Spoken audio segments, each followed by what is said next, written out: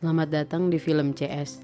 Hari ini saya akan menceritakan alur film yang berjudul Summertime 2015. Spoiler di depan, selalu hati-hati dan saya harap kalian menikmatinya. Delpin adalah putri petani yang mengoperasikan pertanian di Lemosine. Lajang keras untuk orang tuanya. Dia sebenarnya memiliki hubungan romantis dengan seorang wanita muda. Tetapi dengan sangat cepat, yang terakhir meninggalkannya untuk menikah dengan seorang pria, agar memiliki situasi yang dapat diterima di mata penduduk wilayah tersebut. Kekecewaan dalam cinta ini mendorong Delpin untuk mengubah cara hidupnya, dan dia pergi bekerja di Felix Potin di Paris, di mana dia tiba pada tahun 1971. Dia tinggal di kamar pembantu. Suatu hari, dia melihat sekelompok wanita di jalan, berlari dan meletakkan tangan mereka di bokong pria saat mereka lewat, meneriakkan slogan-slogan feminis. Ketika seorang pejalan kaki bereaksi keras terhadap salah satu wanita, Delpin turun tangan, mendorong pria itu dan secara spontan berjalan pergi bersama kelompok itu. Mereka adalah mahasiswa dari Sorbonne yang tergabung dalam Women's Liberation Movement atau MLF. Wanita muda yang diselamatkan Delpin yaitu Carol, adalah seorang guru Spanyol. Delpin segera tertarik pada Carol dan mulai menghadiri pertemuan kelompok secara teratur. Dengan demikian, ia menemukan perjuangan sosial untuk hak-hak perempuan. Apakah laki-laki harus diterima atau tidak, yang berisiko membatasi pembicaraan perempuan, jenis tindakan yang akan diambil, dan diskusi tentang baik atau tidaknya konvergensi perjuangan dengan tuntutan lain.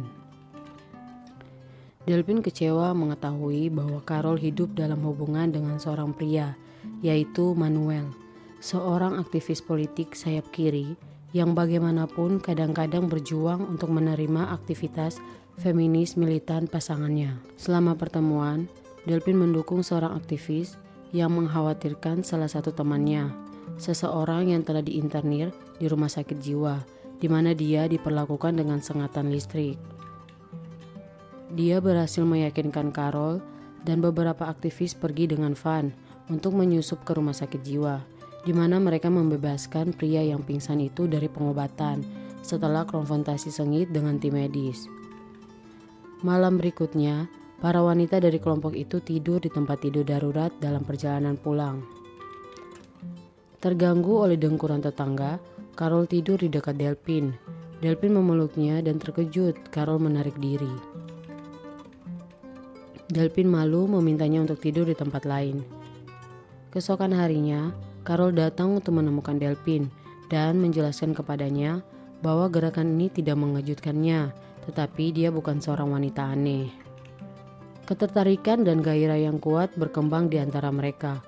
Carol bingung dengan perasaan barunya dan mendapati dirinya serong pada Manuel ketika dia masih memiliki perasaan untuknya juga. Kepahitan dan kecemburuan Manuel menyebabkan dilema cinta bagi Carol, yang akhirnya menyerah pada cinta barunya dan meninggalkan Manuel. Tak lama setelah itu, Delpin mengetahui bahwa ayahnya mengalami CVA, kecelakaan cerebrovaskular, dan dalam keadaan koma. Dia bergegas pulang ke rumah orang tuanya untuk melihat ayahnya di rumah sakit dan membantu ibunya Monique untuk menjalankan pertanian. Ayah Delpin akhirnya sadar dari koma, tetapi dia menderita konsekuensi serius. Dia tidak bisa lagi berbicara, bergerak dengan susah payah, dan membutuhkan bantuan terus-menerus.